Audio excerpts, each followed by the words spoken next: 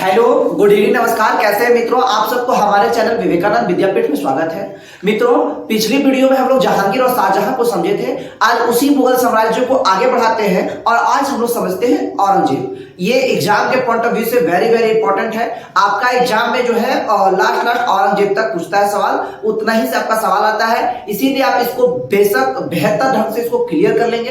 तो चलिए, सबसे पहले हम लोग औरंगजेब का सामान्य परिचय लेंगे, फिर उनके बाद औरंगजेब के बारे में हम लोग आगे कुछ समझेंगे। तो चलिए, औरंगजेब का सामान्य परिचय को हम लोग समझते हैं। तो देखिए, औरंगजेब का जो शासन काल था वो 1658 से 1707 तक था। औरंगजेब का शासन काल कब तक था? 1658 से 1707 तक। इनका बचपन का नाम, औरंगजेब का बचपन का नाम मुहिउद्दीन मोहम्मद था। क्या नाम था? मुहिउद्दीन मोहम्मद।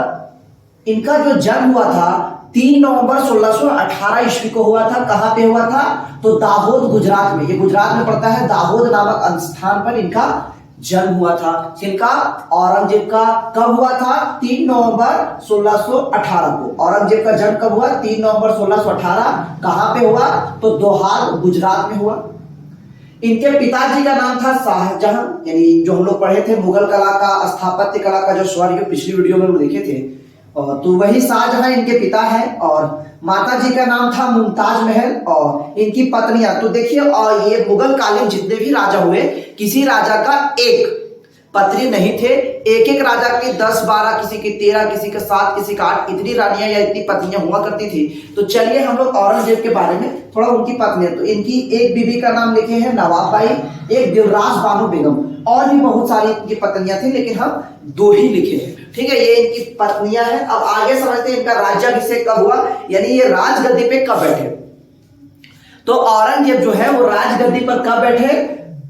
तो 31 जुलाई 1658 को इनका पहला राज्याभिषेक हुआ। उसके बाद फिर से इनका राज्याभिषेक हुआ 15 जून 1659 को। 2 बार इनका राज्याभिषेक हुआ, यानी राजगद्दी पे ये 2 बार बैठे। ठीक है, कहां पे दोनों बार राज्याभिषेक हुआ था इनका? तो दिल्ली में हुआ था दोनों बार औरंगजेब का राज्याभिषेक। अब चलिए आगे समझते हैं कि इनका मृत्यु कब हुआ। तो औरंगजेब का मृत्यु 3 मार्च 1707 को 88 वर्ष के उम्र में अहमदनगर में हुआ था। औरंगजेब का मृत्यु कब हुआ? 3 मार्च 1707 को 88 साल की उम्र में अहमदनगर में। इनका जो समाधि है, यानी इनका जो मकबरा है या इनको दफनाया जहां गया, वो है आपका, इनको बोलते हैं खुलदाबाद। यह आपका औरंगाबाद में पड़ता है, और ये औरंगाबाद जो आपका है ये पड़ता है आपका महाराष्ट्र में। अब ये औरंगजेब का तो सामान्य परिचय था। अब इनके आगे हम इनके आगे के परिचय को देखेंगे कि औरंगजेब क्या क्या थे। तो देखिए, औरंगजेब के बारे में कुछ आगे भी हम लोग देख लेते हैं। औरंगजेब को शासक बनने के लिए अपने भाइयों से युद्ध करना पड़ा था। यानी औरंगजेब को गद्दी पे बैठने के लिए, यानी शासक बनने के लिए अपने ही भाइयों से लड़ना पड़ा था, तब जाकर के वह शासक बने थे। औरंगजेब के समय मुगल साम्राज्य का सर्वाधिक विस्तार हुआ था। यानी कि मुगल साम्राज्य का जो विस्तार, यानी सबसे ज्यादा जो फैला हुआ, वो औरंगजेब के शासनकाल में ही हुआ। यानी औरंगजेब मुगल साम्राज्य को विस्तार ज्यादा कर पाए थे। इस्लाम धर्म, यानी मुस्लिम धर्म जो होता है, उनको स्वीकार करवा रहे थे एक सिखों के 9वें गुरु तेग बहादुर। तो वो नहीं मान रहे थे, मतलब उनको जबरदस्ती किसी तरह से उनको कह रहे थे नहीं तुम इस्लाम धर्म को स्वीकार करो। तो वो तो गुरु थे, उनके अंदर सही और गलत का तो बेशक बेहतर ज्ञान था, इसीलिए वो इस्लाम धर्म को नहीं मानने के लिए तैयार थे। तो औरंगजेब जो है उनकी हत्या करवा दिए थे, अपने शिष्यों के सामने उन्हें जिंदा मरवा दिए थे। सिखों के 9वें गुरु तेग बहादुर की हत्या औरंगजेब, किस लिए? इस्लाम धर्म स्वीकार नहीं कर रहे थे, इसलिए। ठीक है, उनके आगे फिर हम लोग समझते हैं।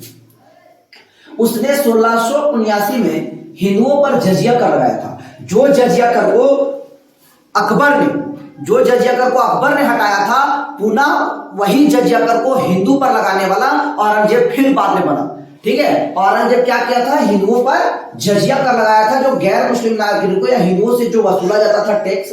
यानी कि आप अगर किसी इलाके में हिंदू रहते हैं, उनके मुगल का जहां इलाका है, मुगल का जहां अपना एक साम्राज्य है, अगर वहां पे हिंदू रहते हैं तो उन्हें टैक्स पे करना होगा, तब आप वहां रह सकते हैं। तो ये हिंदुओं से विशेष लिया जाता था। तो ये औरंगजेब जो था हिंदुओं पर जजिया कर लगाया था। औरंगजेब ने अपना अधिकतर समय, ठीक है, अधिकतर समय, यहां थोड़ा गड़बड़ हो गया है, समय दक्षिण भारत, ठीक है, यहां पे त्रुटि हो गया है तो त्रुटि पूरक। औरंगजेब ने अपना अधिकतर समय दक्षिण भारत को जीतने में लगा दिया था, जो नासूर साबित हुआ। यानी दक्षिण भारत हम लोग जानते हैं, भारत का ये वाला जो क्षेत्र है, नीचे वाला क्षेत्र, उनको जीतने में ये अपना समय लगा दिए थे, तो ये नहीं जीत पाए और दक्षिण भारत इनके लिए कब्रगाह साबित हो गया। ये दक्षिण भारत को नहीं जीत पाए, वो केवल इनके लिए एक सपना ही रह गया। ये चाहते थे कि दक्षिण भारत मुगल के कब्जा में, यानी औरंगजेब के कब्जे में हो, तो ये नहीं हो पाया। इनके लिए दक्षिण भारत जो है वो कब्रगाह साबित हो गया। दक्षिण भारत को ये नहीं जीत पाए थे। कौन नहीं जीत पाए थे? तो औरंगजेब। आपसे ये सवाल ज्यादा पूछता है, अभी इनके आगे और भी शासक है, लेकिन एग्जाम में इनके आगे नहीं पूछा जाता है। आपका मुगल के संस्थापक बाबर से लेकर मुगल का अंतिम बादशाह, यानी मुगल का अंतिम शासक कौन था? तो बहादुर शाह जफर। आपको यहाँ अंतिम नहीं पढ़ाए, हम यहाँ आपको औरंगजेब पर ही छोड़ रहे हैं। तो आपसे सवाल पूछता है कि मुगल वंश का अंतिम शासक कौन था? तो उनको बहादुर शाह जफर कहते हैं, या फिर आप कह सकते हैं बहादुर शाह द्वितीय, ठीक है, बहादुर शाह द्वितीय कह सकते हैं, या फिर बहादुर शाह जफर। ये मुगल जो है बेशक भारत पे राज किए, लेकिन इनके बारे में हमें जानना या फिर एग्जाम में बेहद जरूरी है, ठीक है। मुगल दूसरे जगह से आए थे, लेकिन हमारे देश में इनका शासक रहा, ये हमारे देश में राजकाज चलाए, तो इनके बारे में जानना हम सब के लिए जरूरी है। तो चलिए फिर हम लोग इसके आगे वीडियो में मिलेंगे।